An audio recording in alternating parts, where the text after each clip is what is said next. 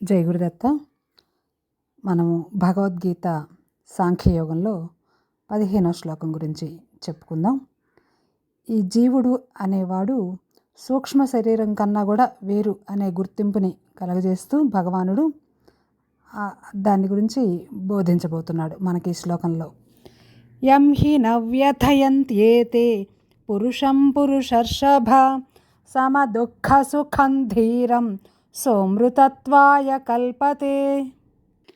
అర్జున, ఏ మానవుడైతే సుఖాన్ని దుఃఖాన్ని కూడా సమానంగా చూస్తాడో, ఇంకా జ్ఞానవంతుడు అయిన మానవుడిని ఈ శీతోష్ణాదులు బాధించటం లేదో, అట్లాంటి వాడు మోక్షాన్ని పొందటానికి సమర్థుడగుచున్నాడు అని చెప్తున్నారు.